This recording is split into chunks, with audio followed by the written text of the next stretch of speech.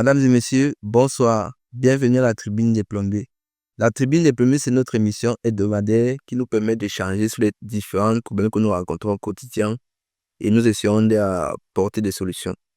En plateau ce soir, nous avons deux invités, à noter M. Nganou et M. Singh. Alors, nous allons parler des évacuations pour notre émission de ce jour. Bonsoir M. Nganou. Bonsoir.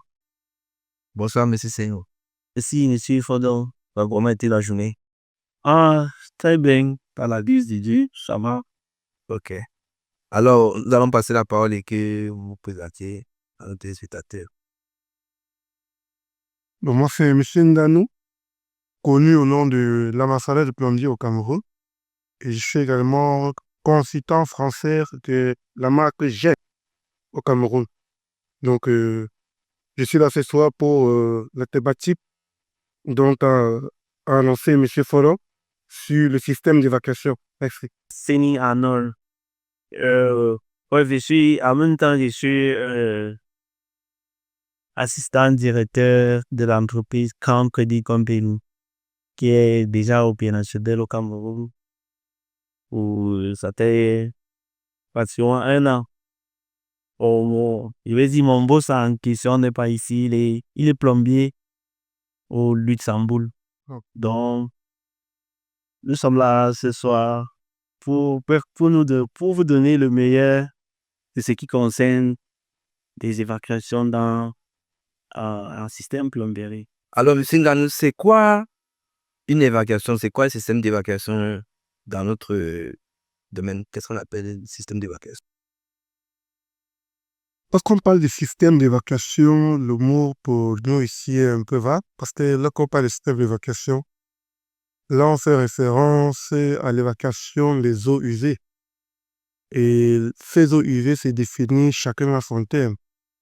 Et le système d'évacuation ici, généralement dans le monde, on a deux systèmes d'évacuation, qui est le système d'évacuation collectif, beaucoup plus utilisé en Europe, et le système d'évacuation individuelle. Lorsqu'on parle des résidences ou alors des immeubles commerciaux. Donc, c'est ce qui est récurrent en Afrique. Tout à fait. Et sur un autre plan, on parle des réseaux d'évacuation séparatifs et unitaires. Là, on parle déjà de séparation des eaux. On fait référence à la qualité d'eau usée, de l'eau usée. Comment évacuer les eaux usées d'un bâtiment ou alors d'un, je ne sais pas, d'un réseau. Tout ce qui comporte les eaux, que ce soit les eaux vagues, que ce soit les eaux ménagères, que ce soit les eaux usées, que ce soit les eaux pluviales. Merci. Ok.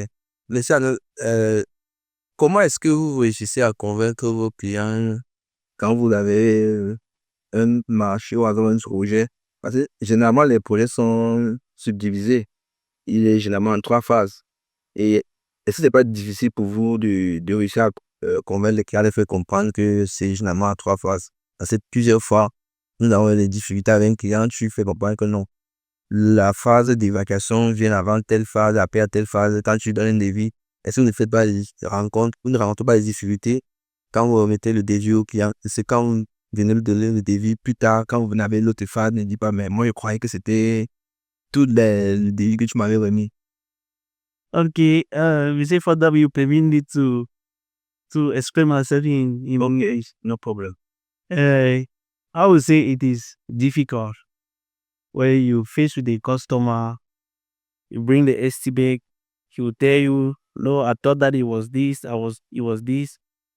You are the technician to explain to the customer what it is all about, what you are going to do. It is very simple. You explain to the customer very well with technical things. The customer is going to accept. You get it?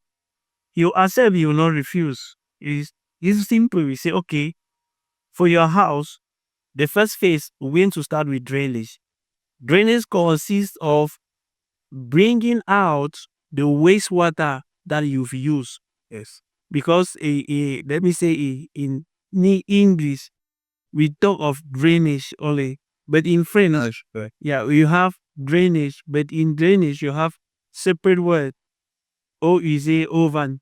But in English you talk of drainage of or wastewater, which consists only the wastewater that have been used that you bring it out.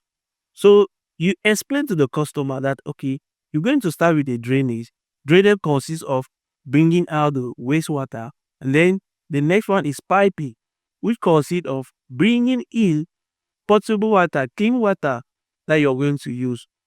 And then another phase, the third phase, which is going to be putting of the appliances, where you do the estimate and charge it to the customer. When you explain to the customer as a qualified technician, the customer is going to, he will not refuse. He will accept and he will give you the go ahead. So long as you people agree on all the prices and the material and the good material. Because the best thing so far is for you to let the customer maybe have a vivid view of what you are going to do in this house. Then everything will be okay. Alors, monsieur Nganou, quand vous avez des projets, comment est-ce que, bon, on va parler là des systèmes séparatifs, parce qu'il est qu'ils ont nous parlé des systèmes séparatifs. Quand vous avez vos projets, comment est-ce que, sur quoi vous vous basez pour obtenir la tuyauterie, par exemple? Pardon, c'est que généralement, on utilise la tuyauterie, mais est-ce qu'on utilise la tuyauterie juste pour utiliser? Comment vous faites pour choisir les diamètres qu'il faut, les raccords et tout ça? Comment est-ce que vous procédez? Généralement, dans les projets d'évacuation, chez nous, nous faisons de façon par le dimensionnement. Et avant de passer par le dimensionnement, on passe aussi par les plans d'évacuation. Donc, c'est en fonction du type du bâtiment qu'on peut déterminer quel type de diamètre de tuyauterie utiliser jusqu'au réseau de gainage de ces eaux. Donc, on commence par déterminer d'abord le nombre d'appareillages. Le nombre, si c'est un bâtiment à R+, ou alors si c'est un bâtiment à plein pied. Mais également des plombiers, beaucoup de plombiers passent par le V.A.B.A. Donc, on a des diamètres courants sur le marché sans que s'en croit, qu'on utilise le plus souvent. On sait que le siphon, les fosses sans s'en croit, le haut, c'est un diamètre 100. Mais ce que je vais dire, c'est que nous passons par le dimensionnement et ensuite on passe par le plan. C'est en fonction de ça qu'on va obtenir les notes de calcul et qui va déterminer le type de tuyauterie à utiliser pour chaque de nos projets en fait. Ok. Vous avez dit qu'on ne fait pas tâton, quoi. Non, chez nous, on ne tâtonne pas. Ok. Si on peut encore aller dans le 100, si ça dans le 50, on peut aller à un diamètre plus, qui est 63. Oui, quand vous dites chez vous, vous faites allusion à quoi? Chez vous, c'est où? Je parle du groupe Le groupe congolais d'intervention rapide. Ok. Parce que Non, là-bas, c'est pas à peu près. non, chez nous, il n'y a pas de... Est-ce qu'on a les normes? Nous respectons les normes, nous prenons en compte le cahier des charges, parfois les entrepreneurs, ou alors parfois nous-mêmes nous produisons les cahiers des charges par rapport à chaque type de projet que nous recevons dans nos bureaux d'études. Donc nous essayons de donner les plans de dimensionnement et ensuite aux clients de faire le choix. Maintenant, ce qui chasse beaucoup plus de clients, c'est le prix. Comme vous le savez, nous sommes beaucoup focalisés sur la qualité des matériaux qui se vendent sur le marché parce qu'on a constaté que lorsqu'on parle des systèmes d'évacuation, c'est bien beau. Mais ça devait aussi faire référence à la qualité des matériaux que nous utilisons au quotidien pour ces systèmes d'évacuation. Est-ce qu'elle nous donne la garantie? Est-ce qu'à la longue, on n'aura pas de problème de bouchage? Est-ce qu'à la longue, si on a un problème de bouchage, est-ce que si on va faire un produit, ce tuyau que nous avons mis pour peut-être évacuer ne va pas ramollir? Quelle est la qualité du tuyau que nous utilisons? Donc, c'est un peu dans ce contexte de voir. Nous faisons la différence par rapport à certains...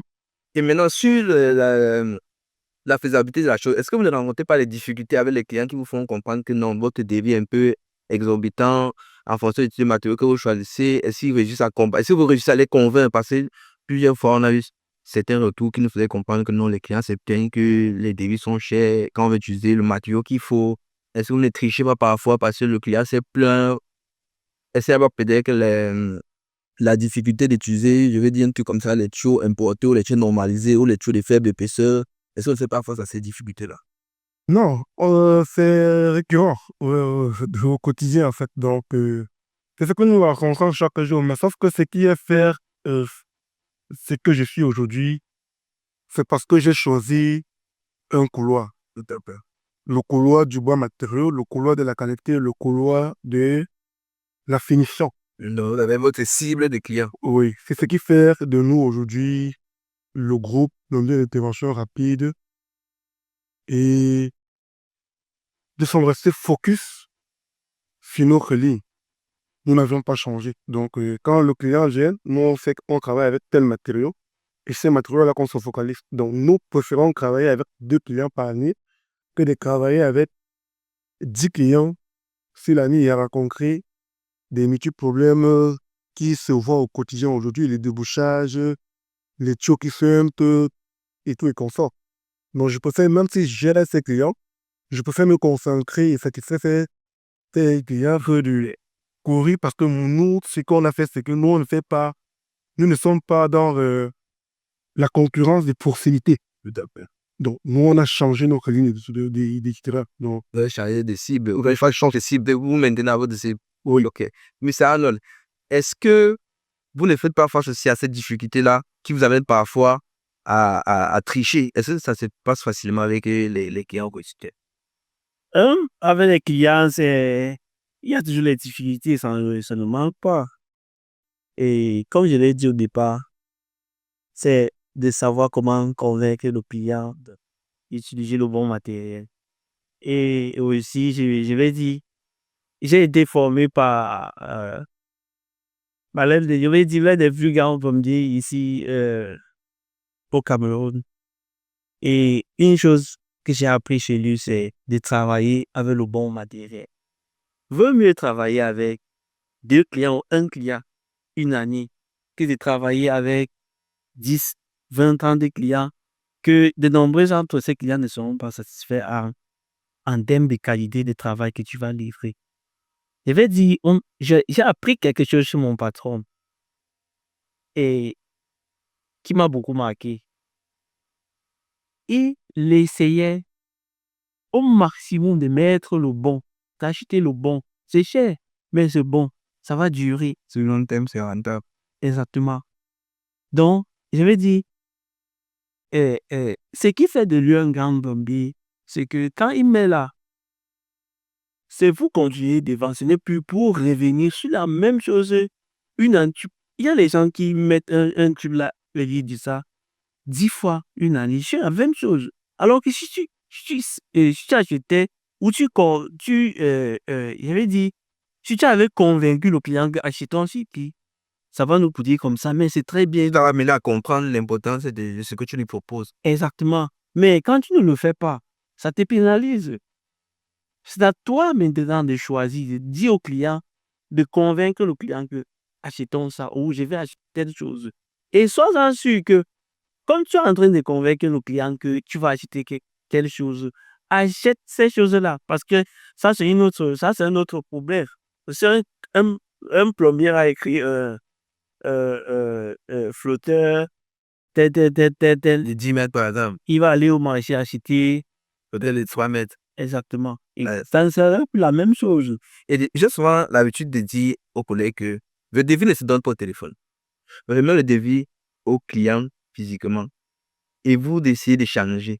Tu défends mon devis. Parce que quand tu envoies le devis à un client, il voit 1 million, 2 millions. Tu n'as pas le temps de convaincre le client. Tu n'as pas la possibilité de l'expliquer le pourquoi tu choisis tel matériau à la place de tel autre matériau. Donc, je suis dans la même démarche que vous. Il faudrait apprendre à remettre le devis au client en eux. Et vous avez le temps d'échanger avec lui pour lui faire comprendre pourquoi vous choisissez certains types de matériaux et pas d'autres types de matériaux. Et il y a aussi souvent l'une des difficultés qu'on a dans notre domaine, la disposition des appareils dans la douche, par exemple. Si tu es celui-là qui arrive sur le terrain et que parfois, certaines personnes travaillent sans des plans, comment est-ce que c'est possible de travailler sans un plan? Tu arrives dans un bâtiment, celui qui est passé avant toi, il n'a pas fourni des plans, il n'a pas laissé des plans. Quand vous faites face à cette situation, comment est-ce que vous prenez monsieur Nan? Quand vous arrivez dans un bâtiment, vous intervenir par exemple, et qu'il n'y a pas de plan, vous faites comment? Nous utilisons les deux parfaitement. tout le monde préconise au maximum, c'est de continuer aussi le plombier, même s'il ne peut pas faire le plan, à faire recours à ceux qui peuvent le faire. Puisque aujourd'hui, nous sommes en train d'évoluer, la modernisation de la plomberie prend certaines allures dont on n'a plus le contrôle.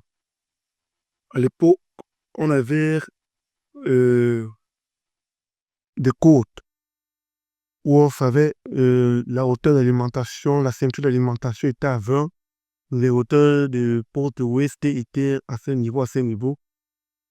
C'est que quand ton collègue qui a peut-être érexé dans ce bâtiment n'est plus et que quelqu'un d'autre rejette, il sait au moins que s'il touche là, il y a une tuyauterie qui passe là. Mais aujourd'hui, ce n'est plus le cas. Et beaucoup de clients font beaucoup d'erreurs.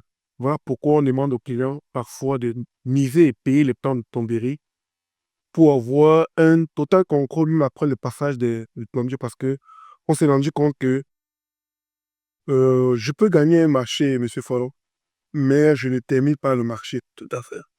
Et je peux également gagner un marché, je termine le marché, mais au moment de la maintenance, elle devient un peu complexe parce qu'on n'a pas de plan de travail. Et vous allez voir, vous allez vous rendre compte que dans les supermarchés, que ce soit dans les hôtels, on exige ce plan. À l'entrée même, à l'accueil, vous verrez des plans d'évacuation, des plans, que ce soit de sortie, plans d'évacuation de bâtiments, d'alimentation et tout, qui fait un repérage. Ça veut dire que quand le technicien vient, quand il y a tel problème, on peut directement le plan de travail de cette douche-là. Et en fonction de ça, il va donc savoir quel type de matériau a été utilisé et comment agir pour ne pas créer encore d'autres pannes dans le bâtiment. Généralement, même au niveau des évacuations, parfois, on se rend compte quand on reste par exemple les débouchages. On n'a pas de plan. C'est tout vrai. On a un sous-plafond ou alors que les tuyaux, que ce soit des tuyaux d'évacuation encastrés dans la dalle. Mais monsieur, est-ce que les plans ne doivent pas seulement être, est-ce qu'ils doivent seulement être pour les hôtels ou alors les grands projets? Tout projet en plomberie doit avoir un plan. Tout projet, il n'y a pas d'exception. Oui. Parce qu'on se dirait que dans notre environnement, les plans sont seulement réservés aux projets d'une certaine envergure. Tu es arrivé dans un petit projet, c'est que on peut appeler des petits projets, qualifier des petits projets, mais c'est, on ne voit pas des plans. Rien n'est fait selon les normes. Peut-être parce que le client n'a pas compris, ou bien alors le technicien n'a pas compris l'importance de fournir le plan au client. Il n'a même pas fait comprendre au client qu'en réalité, il faut un plan. Quand tout type de projet, il faut des plans. Oui, mais sauf qu'après après un certain nombre d'années, ça raccable le client. Et comme tu as le même de l'entretien, par exemple, les bouchards et tout ça, moi, c'est souvent que des tâtonnets. Parfois, on veut les modifier, ou alors vous avez des accessoires de douche qu'un autre collègue vient pour fixer. Et lorsqu'il pointe ou bien qu'il met, par exemple, la perceuse, il se retrouve en train de... Se retrouver avec ses caractères, il y a les choses dans le mur. Oui, il se retrouve en train de buter la tuyauterie. Au niveau même des évacuations, et ça devient un colon, on est obligé maintenant de toucher, casser encore le carrelage pour essayer de remédier au problème. Or, si on a un plan de plomberie, on évite donc on va savoir à quel niveau il se passe. Et chaque bâtiment doit avoir ce que vous appelez les concierges et un bureau. Beaucoup de plombiers ne savent pas lire les plans. Donc ça, c'est récurrent, que ce soit le plan d'évacuation ou alors... Je dirais que plombier, je dirais, bon, beaucoup de... Je ne vais pas dire le mot, mais ce sont les personnes qui ne le maîtrisent pas en fait. Parce que si un technicien en plomberie ne sait pas lire un plan, j'ai du mal à appeler plombier. J'ai du mal à appeler plombier. Alors, monsieur Arnold, nous remarquons que dans notre environnement, d'aucuns préconisent l'évacuation sous plancher, d'autres dans le plancher ou dans la dalle, d'autres sur dalle. Qu'est-ce que vous préconisez? Je vais dire, généralement, c'est conseillé. Tel n'est pas le cas où nous nous retrouvons dans notre pays. C'est conseillé souvent à ces architectes qui font le plan de faire ensemble avec le plombier. C'est comme ça que ça se passe en Europe. Et ça, c'est pour les grands projets. Est-ce que quelqu'un qui a son petit du Pas seulement, mais seulement parent, c'était un architecte? pas seulement pour les grands projets.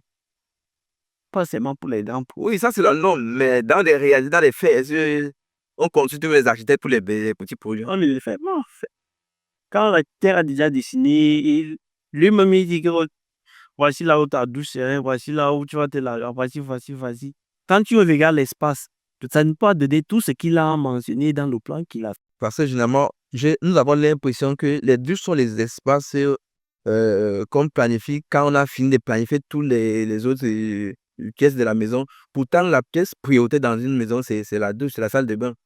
Ouais, exactement, c'est ça. Surtout des petites salles de bain où tu n'es même pas à l'aise. Il y a certaines douches où tu ne peux même pas te laver aisément.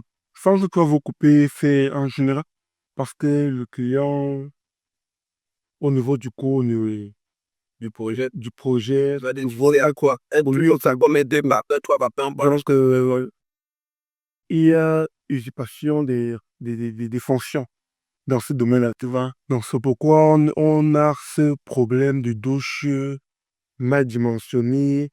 On n'a pas de plan parce que vous voyez les architectes, je travaille avec des architectes.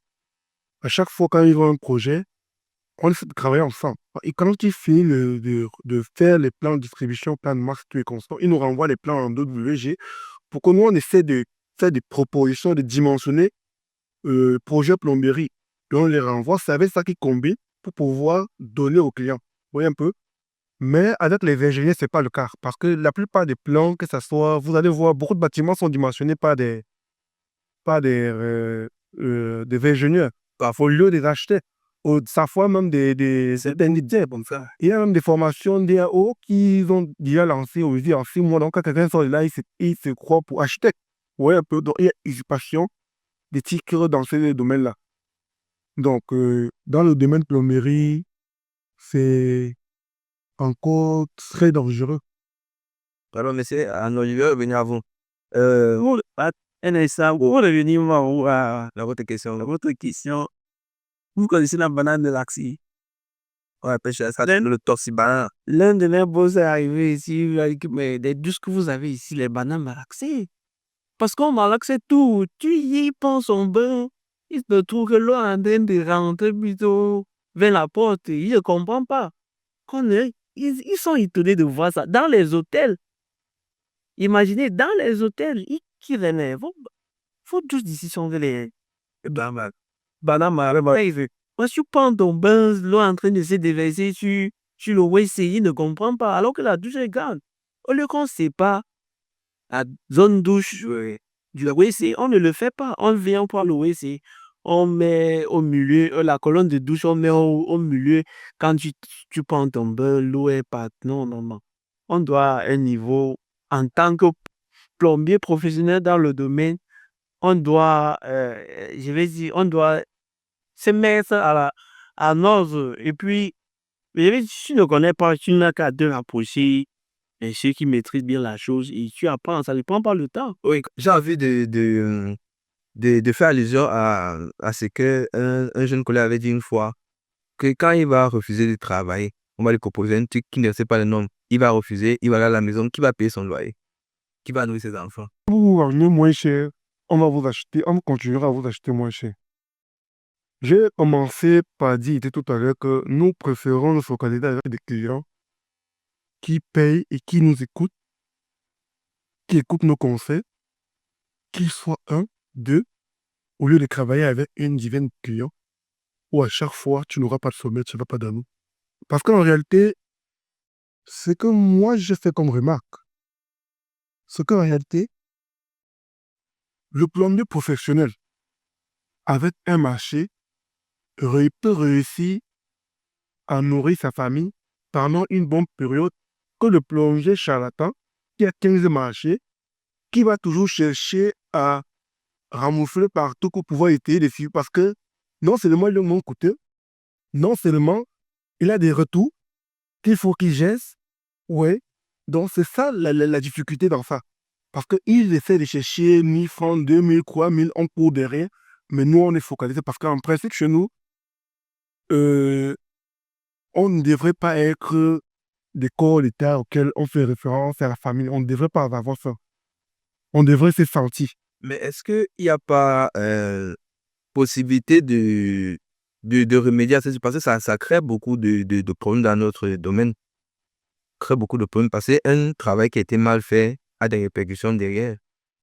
Oui, mais ce que je veux dire, c'est que les jeunes doivent d'abord se former. ils doivent se concentrer sur ce qui est de la formation. Parce qu'il y a des formations, il y a des plombiers qui sont formés, mais qui n'ont pas terminé de formation. Bon, et si ces plombiers-là réussissent à avoir les marchés malgré tout, malgré que ce soit pas faux, Ils ont des marchés limités. tu vas faire, oui, ils ont les marchés limités, mais ce n'est pas négligé. Ils ont plus de marchés. Vous avez dit tout à l'heure que pour avoir un marché sur un an et rejeter d'autres marchés qui ne restent pas. Maintenant, ces personnes qui ont les autres marchés, est-ce qu'ils ne vont pas travailler avec ces charlatans, comme ils les appellent là, entre guillemets, et ils vont avoir les satisfactions, entre parenthèses, même si ça ne va pas mettre long, ils vont quand même travailler.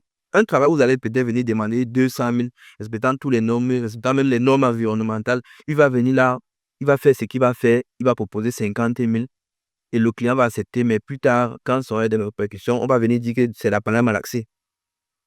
Est-ce qu'il ne faut pas trouver solution pour remédier à ces problèmes-là? La solution n'est pas loin. La solution n'est pas loin. La solution, c'est de cultiver le plombier, d'avoir des syndicats ou alors des associations qui nous réunissent, où nous allons cultiver, former ces plombiers, changer les mentalités. Il faut cultiver les mentalités pour que ces choses s'améliorent. Vous savez, aujourd'hui, dans les pays comme en Europe, si on prend ou alors les pays comme en Afrique, par exemple le Sénégal, où aujourd'hui, la plomberie, le métier de plombier a un peu évolué contrairement aux années passées, aux années antérieures. Donc, vous verrez qu'au Cameroun, ce n'est pas encore le cas. Le métier de plomberie n'est pas encadré. Et j'ose croire que lorsqu'elle sera encadrée, lorsqu'il sera encadré, vous verrez que les choses vont s'améliorer. Oui, parce que dans notre environnement, aujourd'hui, c'est tellement compliqué. Tu vas avoir un maçon, technicien génie civil, qui va se permettre de prendre la place d'un technicien en plomberie. Tu as vu dans un chantier, celui-là s'est permis de faire les réservations à tort et à travers. Par moment, même, il continue, il fait même l'alimentation. Tu vois, tu arrives là, tout est en désordre, tout est à refaire. Tu ne sais pas sur quelle base tu t'es appuyé pour faire ce travail-là. Donc, moi, je me dis, comme vous avez parlé du syndicat, je pense que c'est une solution qu'il faut vraiment qu'on essaye de voir comment bouger les lignes pour que ça s'accélère parce que ça devient très compliqué.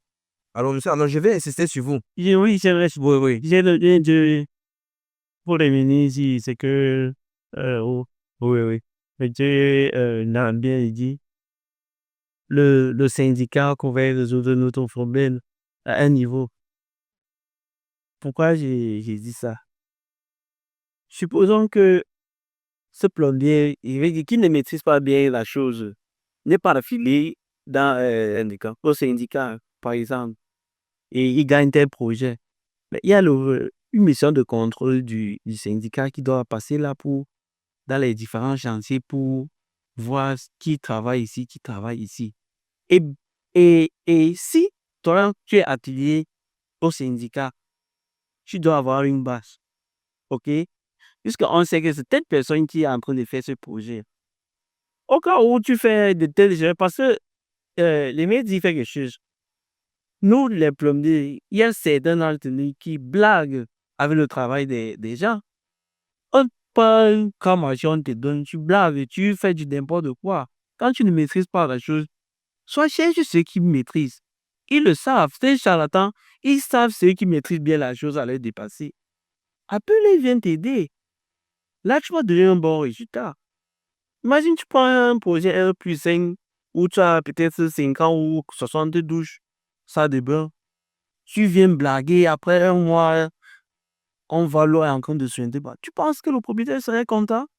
Il ne serait pas content. C'était gros. Il doit te poursuivre en justice.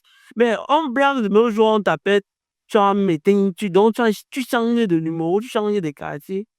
Imagine, mais si mettez affilié à on peut facilement le retrouver. Donc, ouais, donc l'importance d'avoir un syndicat. Ouais, ça va faire en sorte que beaucoup de, je sais pas comment dire ça, beaucoup de choses ne vont plus être faites de cette façon-là. Et ça, on ne pourra plus avoir les immeubles. Tu arrives quelque part, tu vois un bâtiment, il ne reste aucune norme. Tu arrives là, tout est fait en désordre. Et les clients ne sont pas là. Tu arrives dans une maison, il y a la moisissure partout. Je parle parce que même chez moi où je vis actuellement, j'ai un problème de moisissure qui ne dit pas son nom. tout chez moi est à refaire. Tout. Et je me dis parfois, c'est aussi, bon, le syndicat peut régler beaucoup de choses parce que à un moment donné, ce sont les propriétaires des bâtiments qui sont aussi, parce que tu arrives, tu fais un devis. Il va te dire que c'est trop cher. Tu demandes les matériaux qu'il faut. Il n'achète pas. Il se dit donc que tu es du tenant à cœur. Tu es un super plombier. Un truc que quelqu'un demande 50 000, tu demandes 300 000. Donc, vous voyez les choses comme ça qui font en sorte qu'on ne peut pas faire notre travail normalement. Pourtant, s'il y a le syndicat, ils ne pourront plus exercer n'importe comment. Ça veut dire le syndicat t'aurait remis un badge en fonction de tes compétences. Alors que non, toi, tu es habilité à faire tel type de projet, je ne suis pas habilité à faire tel type de projet. Ça va limiter beaucoup de choses. Donc, là, pour on se tue pour faire comprendre aux collègues qu'en réalité, mettons-nous ensemble pour mettre ce syndicat sur pied. Donc, je vais encore revenir sur vous, monsieur Arnold. Dans les systèmes d'évacuation des bâtiments, généralement, on fait pense à trois types d'évacuation. Il y a les évacuations sous plancher, il y a les évacuations sur plancher, il y a les évacuations qu'on appelle souvent dans la dalle. Qu'est-ce que vous préconisez pour vos projets? Qu'est-ce qui est conseillé, qu'est-ce qui est déconseillé? Well, uh, I'm going to speak in English. Don't worry. Okay. Yes, we have found a project where the proprietor or the owner of the building will tell you that, tell me, propose to me, something. Well, propose to me the best way to do drainage in this my building. Then I can propose to him the various system and then give him the advantage of this system that I want to use. Because it's not only good to say to put everything inside the deck is the best solution. We think of let me say, while proposing the system, you think of future maintenance, because this is one of the things we the technician usually, let me say, don't take into consideration while proposing the type of system of drainage system that we're going to use.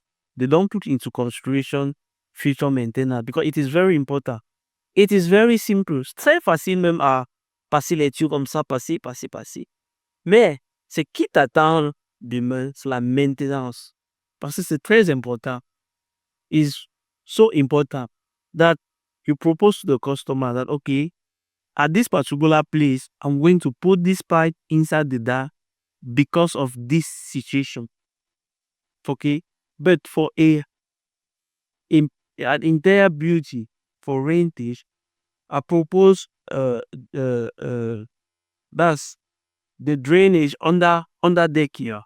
You collect everything under the decking and channel it to a gain technique. That's the best solution for me. For me, what I propose to my customer.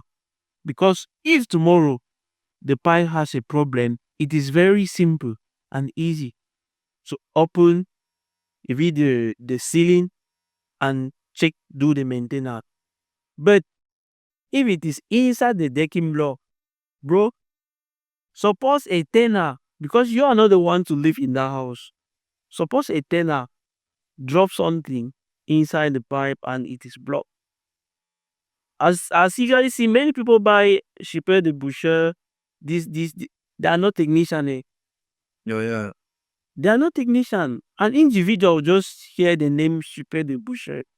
You just run to the market. Donne-moi le Super de Boucher. Donne-moi sans savoir je veux dire, la qualité du tuyau qui a été mis dans la dalle. Tu verses sur le Super de Boucher, ça part retrouver le tuyau, ça le passe. Parce que ce n'était pas de bonne qualité. Vous voyez? Donc, so that's how you the technician, you have to convince your customer that by doing this system, this is the result for future maintenance. Because if you don't do like that, he will regret having you as a plumber. Alors, M. Ngangou, à la suite de M. Seni, lui, il nous fait comprendre que c'est en fonction de type de projet qu'on a sous la main, qu'on fait les évacuations. Il préconise les évacuations sous date. Il va me vous demander, est-ce que parfois nous ne sommes pas amenés à réaliser un certain système en fonction du plan que nous avons face à nous. Si peut-être un architecte a conçu un ingénieur, je ne vais pas dire un architecte, mais bon, disons que le technicien de génie a conçu le plan de telle sorte que la douche se retrouve sur le salon. En ce moment-là, qu'est-ce qu'il faut faire? Parce que les trucs ne sont pas toujours alignés dans les projets. Parfois, on se retrouve avec les douches qui sont au-dessus du salon, parfois au-dessus de la cuisine, parfois c'est au-dessus de la chambre. En ce moment-là, qu'est-ce qu'il faut faire? Ce que je veux dire, c'est lorsqu'on parle de l'évacuation, comme vous l'avez si bien énoncé, l'évacuation soudave dans la dalle SUDA. Et on résout chaque problème en fonction du problème qu'on rencontre. Tout à fait. Donc, si vous avez une douche qui tombe, par exemple, au niveau du salon, là, on fait référence déjà à un bâtiment R+. Oui, si vous avez une douche qui tombe, par exemple, vous avez la possibilité de faire des évacuations SUDA, mais en respectant la réglementation en vigueur, les étapes de coulage de PVC, parce que même les évacuations que nous faisions dans la dalle, encastrée, généralement, on met juste la colle, on est parti. Par contre, on ne respecte pas, beaucoup de plombiers sont enculturés. Ils ne connaissent pas les étapes d'assemblage du PVC. Et il y a tout ça qui vont avec. Et comment, je veux dire, les types de matériaux à utiliser.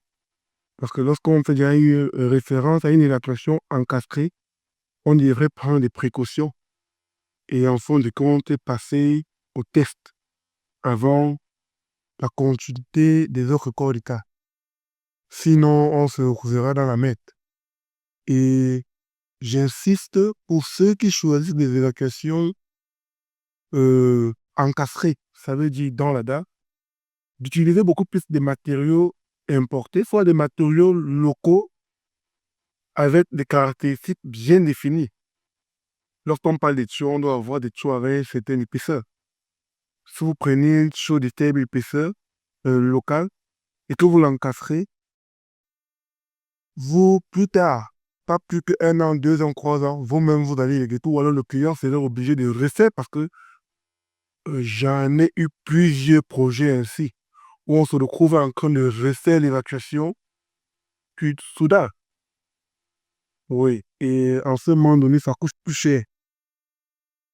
Ouais. Donc, tu vas refaire une évacuation sous dalle dans un salon peut-être de 15 mètres carrés.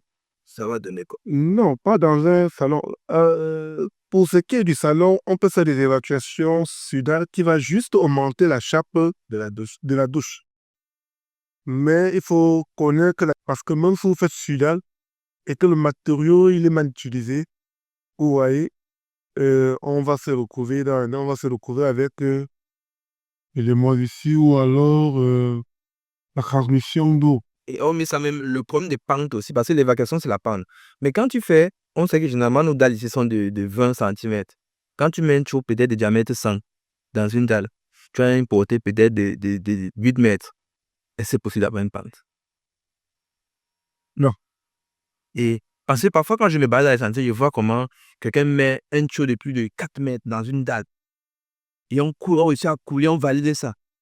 Il me dit, à un moment, est-ce que... Et j'aime les évacuations. Pour ceux qui veulent faire, nous, c'est qu'on conseille pour ceux qui font les évacuations encastrées. Elle doit être à moins de entre 2 mètres, le maximum. Parce que les pentes ici sont comprises entre 2%. Mais si vous avez une distance de 8 mètres, vous voyez qu'on n'est plus dans la marche de la pente.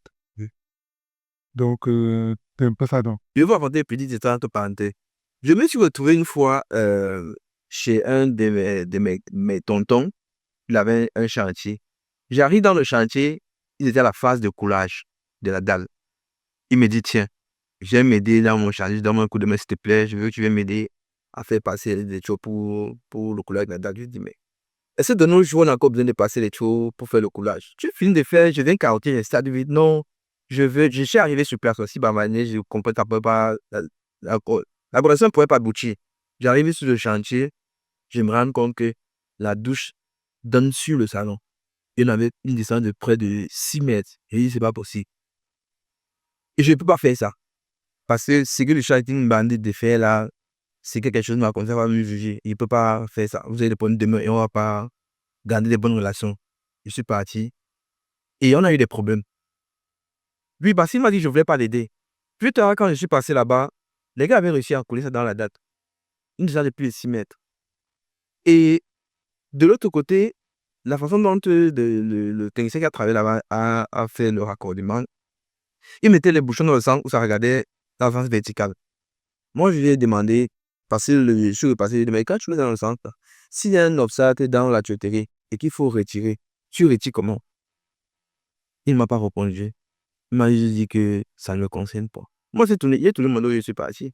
Donc, c'est pour dire que quand je vois souvent certaines choses dans les chantiers, je me dis, soit on fait par ignorance, soit c'est la mauvaise foi, ou alors je ne veux pas se faire accompagner. Parce que moi, je lui ai dit, coule ton truc. Et quand je suis arrivé là, j'ai compris que ce n'était même pas possible, il fallait reprendre. Parce que même si tu dis que tu vas venir carotter plus tard, on ne peut pas donner plus à ce salon. La solution, c'était de faire sudal. Et on m'a traité de tous les noms là-bas. Moi, je suis parti. Parce qu'à un moment donné, ça devait me créer les ennuis. Et j'étais obligé de partir. Donc, moi, je me dis, parfois, le problème, c'est la conception même. Comme c'est la conception, quand on conçoit mal, ça serait très difficile de remédier. Tout ça, obligé de faire une évaluation sudale qui n'est même pas souvent très esthétique, mais qui est la meilleure solution dans ces cas-là. Donc, il y a les meilleures solutions. Il y a aussi, Soudal, si vous avez une hauteur du bâtiment bien définie et que votre client aussi veut faire le faux plafond au salon, ajouter cela, les gaines de laine pour éviter les bruits dans la canalisation. Ça sera pas bruyant quand vous êtes assis au salon. On chasse, vous entendez les boulou boulou boulou, vous êtes assis au salon. Ce n'est pas agréable.